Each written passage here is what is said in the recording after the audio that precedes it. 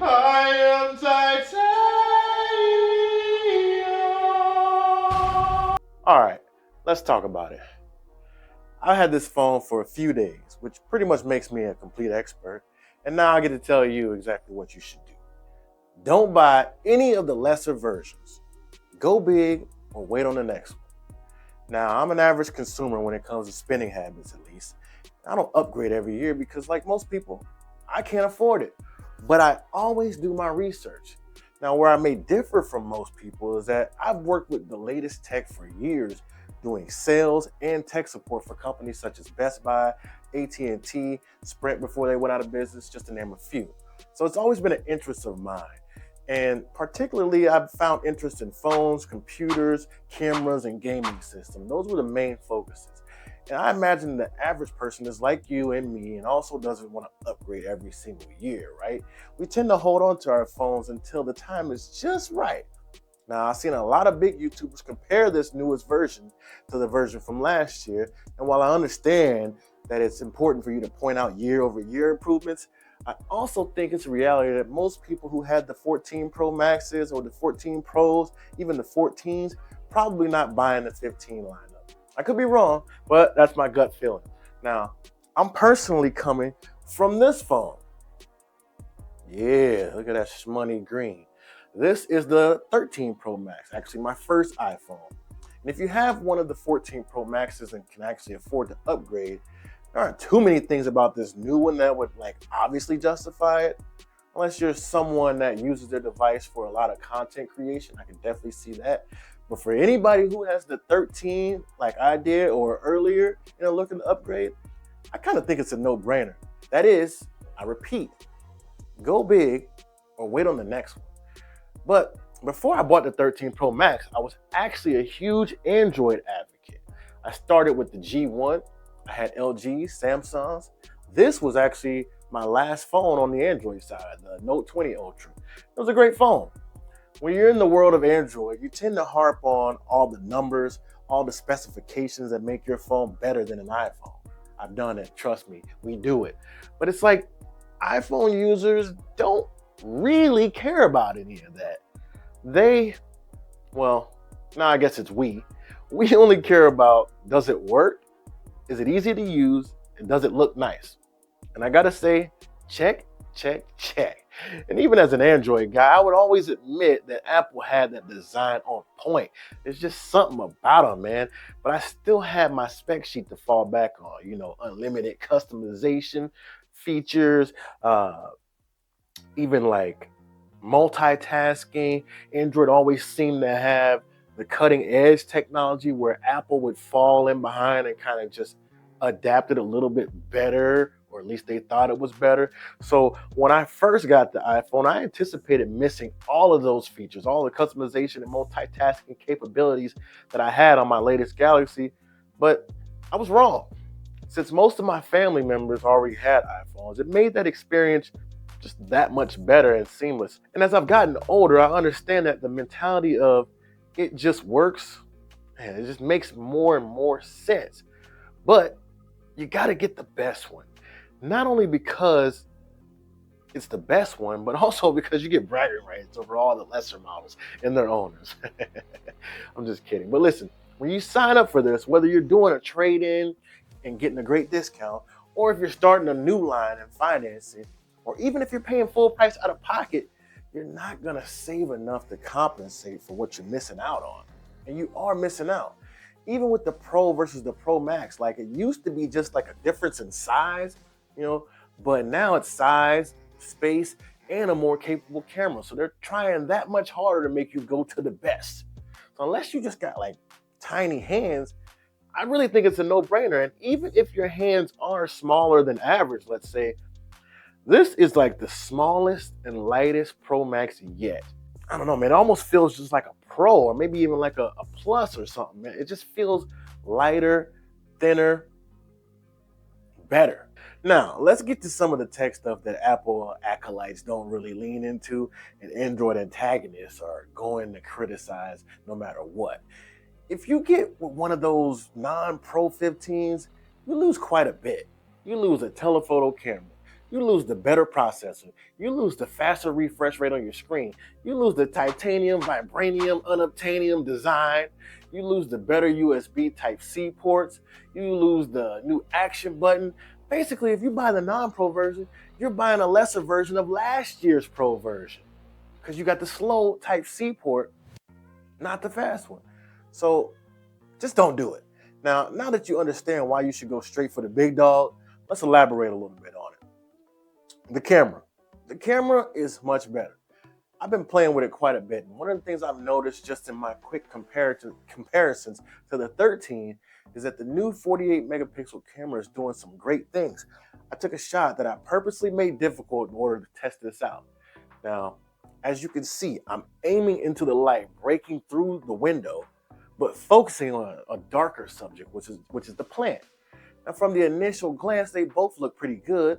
But when you crop in on the photos, you can see that the 15 Pro Max is holding a lot more detail in spite of that harsh lighting. Both of these cameras are on the same settings. ProRes, RAW, everything. It's just one has more megapixels. I also tested out that 5x Tetrazini, Tetrahelix, whatever they call it, that mechanism that gives you the 5x zoom. I think it's pretty nice. Now, Apple has always been pretty good at giving things weird names to try to make them seem like they're being more innovative than they actually are. For example, ProMotion Display. Like, bruh, that's just 120 hertz refresh rate. Plenty Androids had that before you. As a matter of fact, I believe the Note 20 Ultra, my last Android phone from like 2019, had the ProMotion Display. So Apple, they tend to come late to the party, but they do make it work. Now, they do this all the time, but I digress. These cameras are meant to be social, really. Lots of family pictures, friend pictures, pet pictures, food pictures. But I think having that 5x optical zoom is perfect for some event shots where you can't exactly get close enough to the action, but you still want to get a great shot. And I took all these shots from the exact same spot just to test out that 5x optical zoom. So check that out.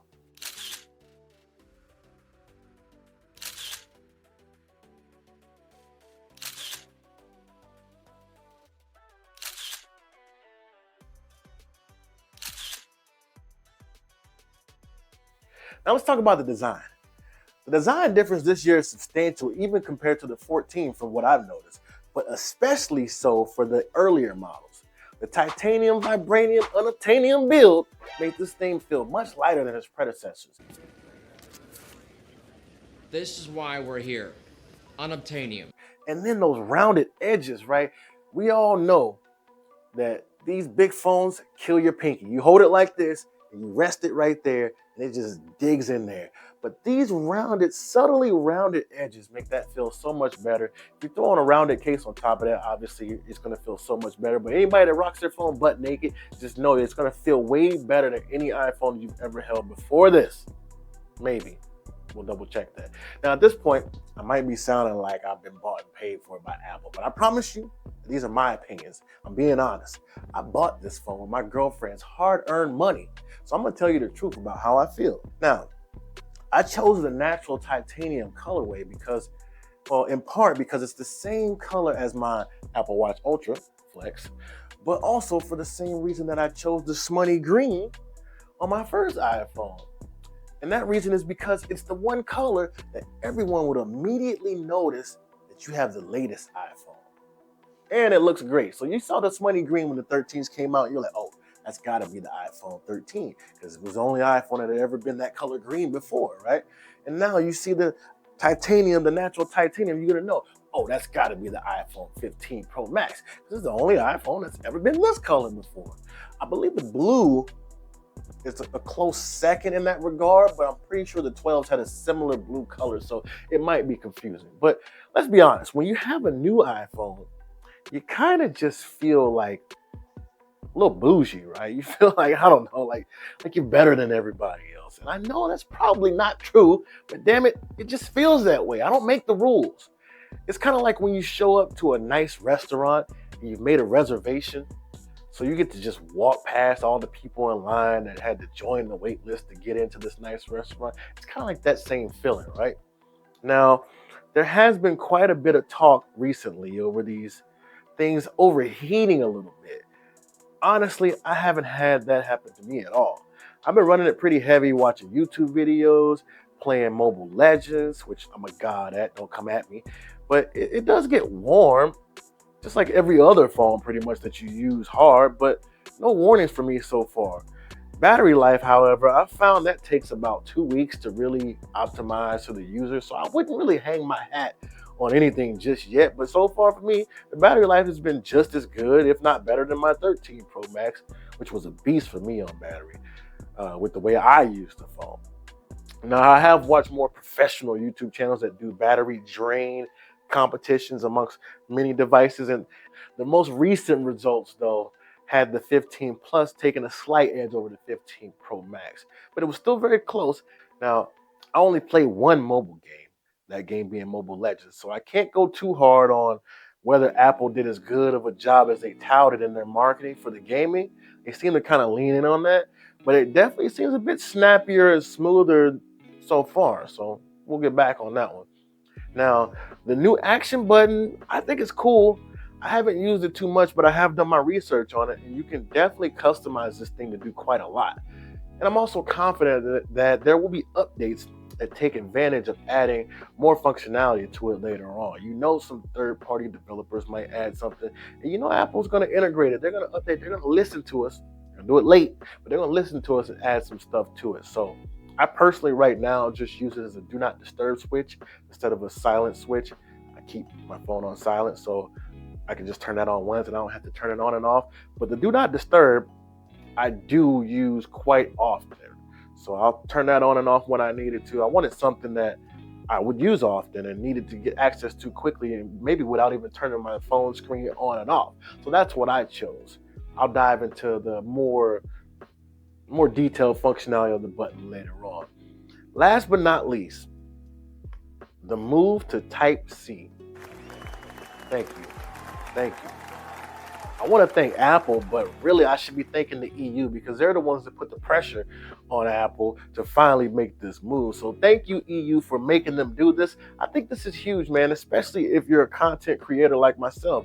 Not only are you going to get better charging, I think, but also transfer of data, right?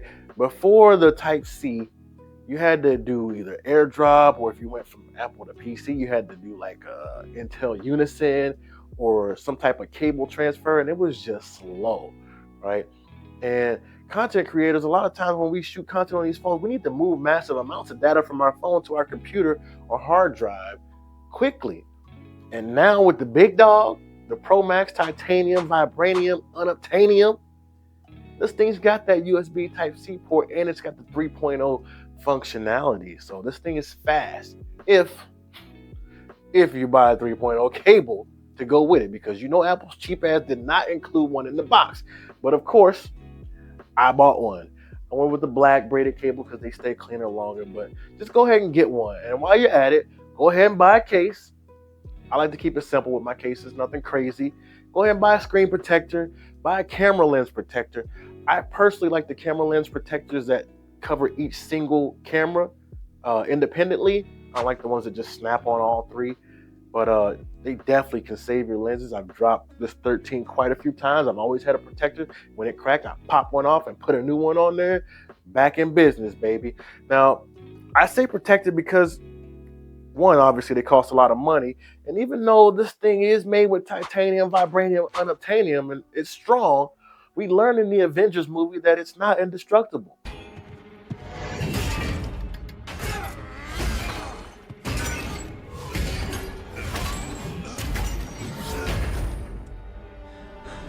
So protect your investment. Don't be crazy, right? Overall, I love it so far, man. I'm excited to really put this thing through its paces. Also to see some of the innovation that comes from these third parties as far as like taking advantage of some of the new features that Apple brought around this season. I hope someone makes a MagSafe type SSD drive Might have to be a little bit bigger than that, but something that'll snap right onto the back of this bad boy. So then you can shoot ProRes video with a USB Type-C cable to an external drive all in one motion, and you won't even need a rig because you got action shot on that bad boy. That's what I'm looking forward to, and a couple of other things. Now, next up, I might do a comparison between the 15 Pro Max cameras and my $3,000-ish professional camera setup and see if I can maybe get rid of this and sell it, or if you, the aspiring creator, can just go with an iPhone and get your content creation to another level. If you made it this far in the video, please hit the like button. If you found value, go ahead and subscribe. Maybe even share it with an Android user to piss them off these days. And thank you. Thank you so much. As always, one love.